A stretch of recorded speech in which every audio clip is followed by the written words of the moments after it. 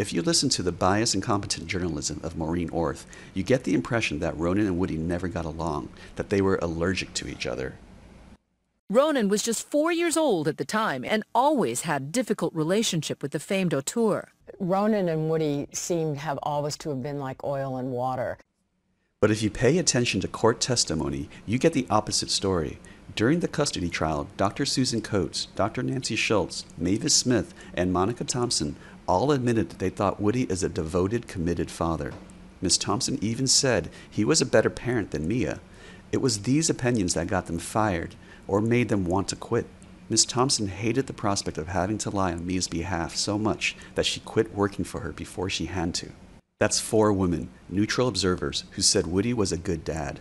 This is corroborated by other social workers as well. Recall that after the custody battle, Woody was only allowed supervised visits with Dylan and Ronan. What did those social workers observe? Woody filed for appeals to get better visitation rights to Ronan and Dylan. Here's what the court documents would say in those appeals. There's strong evidence from neutral observers that Woody and Ronan have a warm and loving relationship. But it's in jeopardy because he's become estranged and alienated from Ronan by the current visitation agreement. 2 independent social workers, Frances Greenberg and Virginia Lehman, observed the following typical interaction between Woody and Ronan during the visitations. Woody would tell Ronan how much he loved him and missed him. Then they would hug. Then they would have an interaction where they try to one-up each other. Woody would say, "I love you as much as a river." Ronan would say, "I love you as much as New York City." Woody would reply, "I love you as much as the stars." Ronan then says, "I love you as much as the universe." It's extremely sweet, but it wouldn't last. Greenberg and Lehman observed that Ronan once said, "I like you, but I'm not supposed to love you." What else did the social workers observe? Woody never said a bad thing about Mia to Dylan or Ronan. He kept their personal animosity away from the children. In fact, he only said positive things about Mia to Dylan and Ronan. According to the social workers, the most distressing part of what they heard was what Ronan says to Woody about a doctor he was seeing.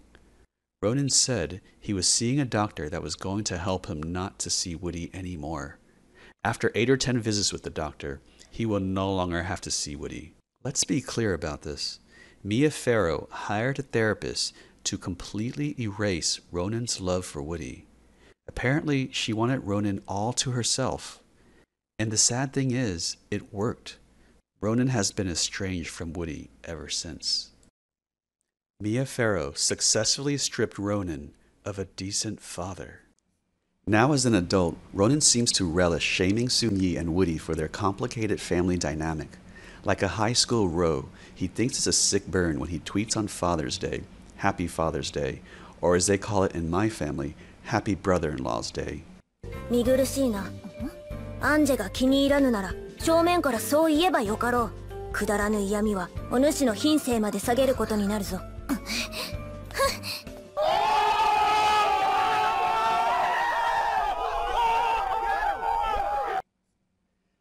But the reality is, Woody is no father figure to Ronan, nor is Soon-Yi a sister to him.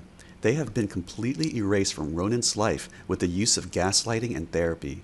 When Mia said Soon-Yi was dead to us, she meant it, and the children listened.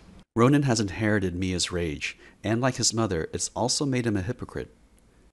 It certainly gives me an understanding of what women are up against and how hard it is to speak out about abuse and stand by people who speak out about abuse. But Ronan did not stick up for people who were abused in his own home. He actively tried to erase Soon-Yi's story, and he actively criticized Moses. Ronan also has not spoken about the abuses of Lark, Thaddeus, and Tam. These are the brothers and sisters he grew up with, the ones who used to cook and clean for him, but he is first and foremost his mother's son. He's a brother second, and a journalist last. Like Maureen Orth, he's another journalist uninterested in seeking the truth about the abuses in Mia's home. But his hypocrisy is understandable. After all, he learned all of his principles from his mother. I owe every ounce of principle I have to this woman. You know, she works. I believe this is true. Ronan is media savvy like his mother. He knows how to utilize the media to bully and vilify those who stand against her while presenting a charming face to the world, one that belies a pattern of abuse in his home. He cleverly uses the language of victimhood and trauma and stands up for some victims while disparaging others. He uses terms like safe spaces and criticized systems that protect abusers, while simultaneously covering up his mother's abuses and ignoring his mother's victims completely. Listen to Ronan describe these systems that protect abusers. Reporters get legal threats in this country. They do get honeypots sent after them and blackmail efforts. And when you look at the public relations operatives who have shielded people. Yet Ronan used legal threats to try to shut down Soon-Yi's profile in New York Magazine. Mia's lawyers also attempted to use blackmail to make Dylan's allegations go away. Mia also used PR operatives like Maureen Orth to tell her side of the story. She got them to skip the rigors of fact-checking to paint her in a positive light while ignoring the deaths and possible abuses of multiple children. Recall Mia also had a cadre of friends and associates who painted her as being super awesome. Now Ronan also mentioned the term honeypot. What is a honeypot? Honeypot is a term used to describe women who appear to help make an abuser seem more acceptable. Harvey Weinstein would use honeypots who were female executives. They would show up with Weinstein at meetings and events to make his victims feel more comfortable, but they would later disappear, leaving Weinstein alone with his victim. In other words, these were women who worked for an abuser, but they were used by them to present a positive face to the world. Mia Farrow also pressured the woman who worked for her to present a positive view of her during the custody trial. She used her position as their employer to pressure them to tell her side of the story and ignore her abuses. It was only after Monica Thompson quit that she could talk openly about how Mia used to slap Moses around. Ronan Farrow is an active part of the very system he proclaims to be against. If you are wealthy enough and powerful enough, you can literally wipe away a claim of a serious crime. This is true.